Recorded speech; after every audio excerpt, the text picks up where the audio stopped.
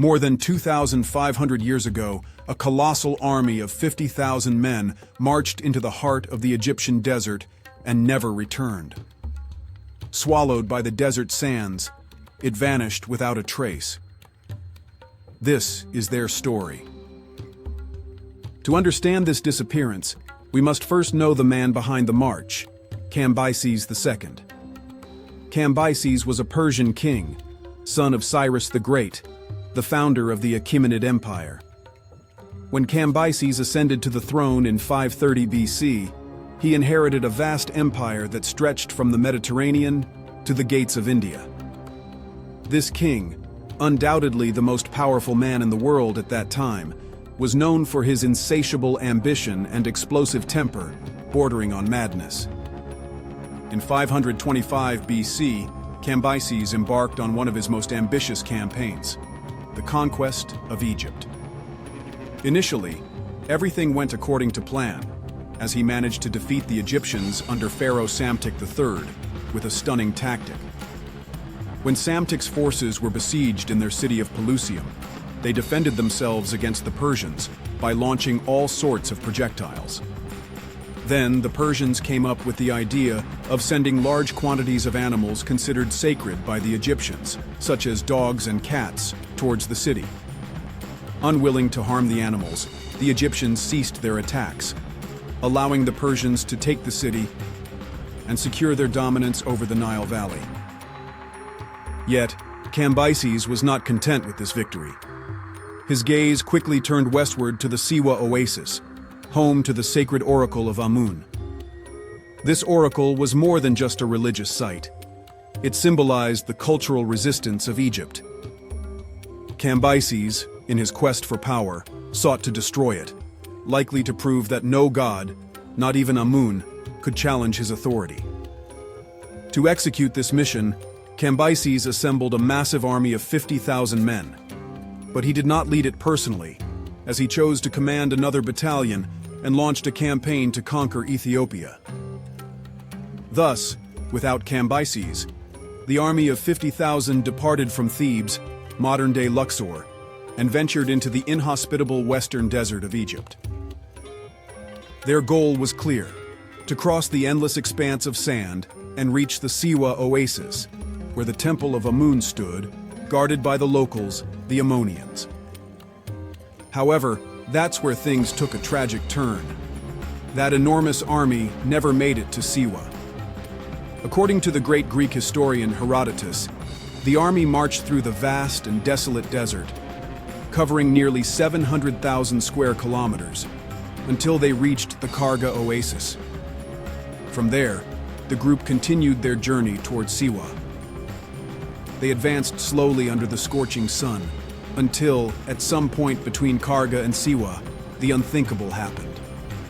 A savage sandstorm erupted, its ferocity beyond imagination.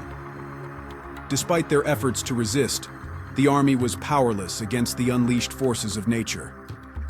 Every soldier, every horse, and every chariot was buried under tons of sand.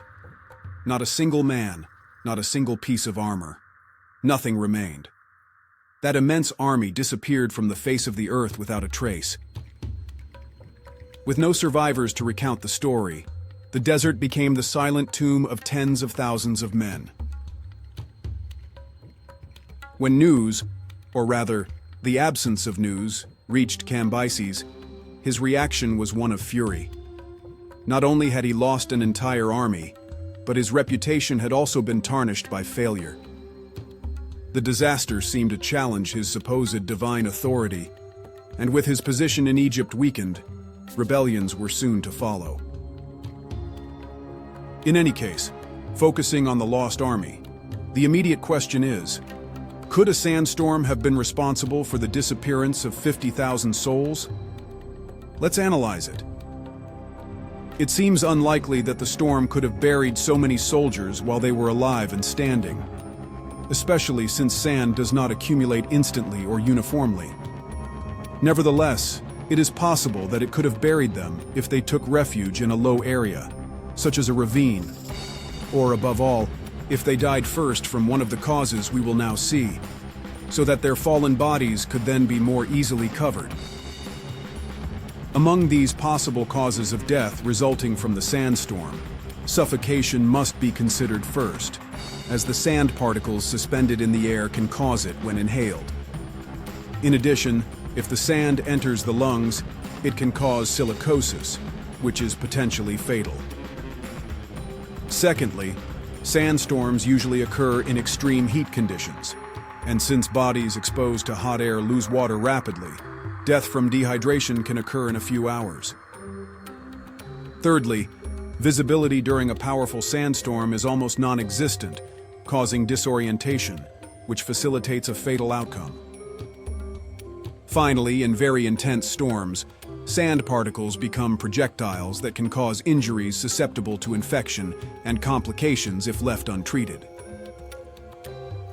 However, given that many experts refuse to believe that a sandstorm could have been so devastating as to completely annihilate such a large army, various alternative theories have been proposed. The most accepted are: some scholars suggest that the army may have been ambushed by the Ammonians, or other Egyptian tribes loyal to the oracle. These tribes would have used their superior knowledge of the terrain to set a deadly trap for Cambyses' men, defeating them despite being outnumbered. Another possibility is that the army became disoriented and ran out of supplies in the middle of the desert. The extreme heat and lack of water would have caused mass death by dehydration at that point. This theory is well supported by an interesting story told by Herodotus about Cambyses. We mentioned earlier that the Persian king did not lead the army of 50,000 men because he personally led another battalion southward against the Ethiopians. According to Herodotus, Cambyses embarked on this difficult campaign on an impulsive act caused by the Ethiopian king's refusal to accept a declaration of friendship from ambassadors sent by Cambyses. Thus, Cambyses, possessed by a fit of rage, marched from Thebes, Egypt, towards Ethiopia without even gathering supplies for the army. As a result, in a short time, his soldiers were forced, to survive, to eat the weeds they found along the way.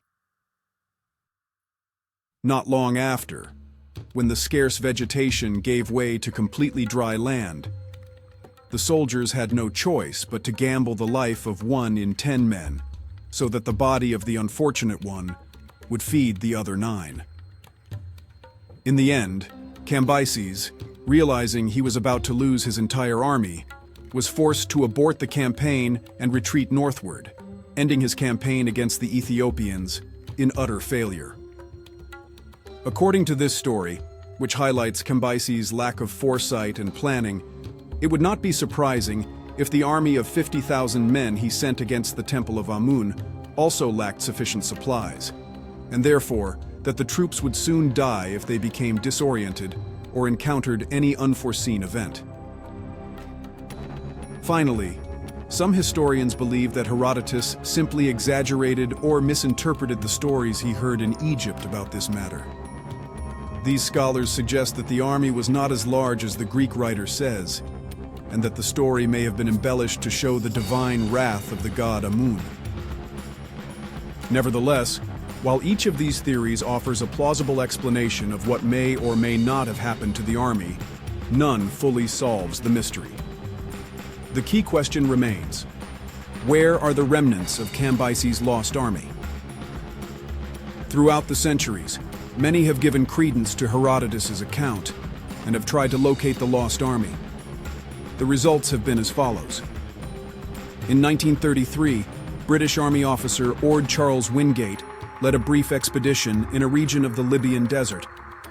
He was unable to make any significant discoveries.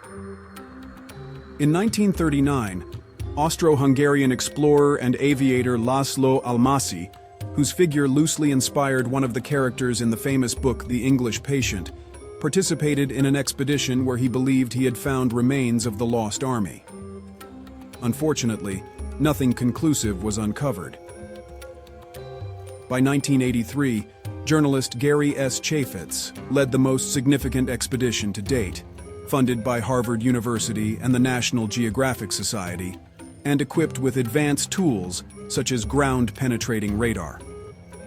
A promising discovery was made: 500 tumuli, or burial mounds composed of earth and stones. These tumuli contained human remains, but were dated to 1500 BCE, 1,000 years before the events described by Herodotus. Furthermore, no tools or weapons that could be attributed to the lost army were found. Gary S. Chafetz himself admitted not having found the remains of Cambyses' army, although, as an interesting anecdote, he recounted that, on one occasion, he himself was almost killed in the desert by a sandstorm. Finally, throughout the 2000s, there have been several claims of having discovered Cambyses' lost army. The most notable came from the Italian Castiglione brothers in 2009. However, in the end, all these cases were deemed unreliable.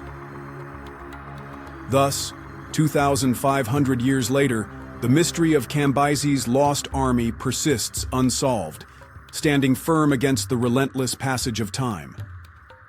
Many questions continue unanswered.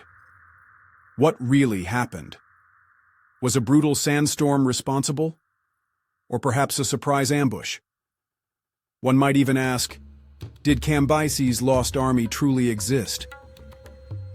Possibly in the future, with the development of more advanced technology, we may be able to solve the enigma. Until then, if we are to believe the great Herodotus, the mystery will remain buried under the sands of the desert.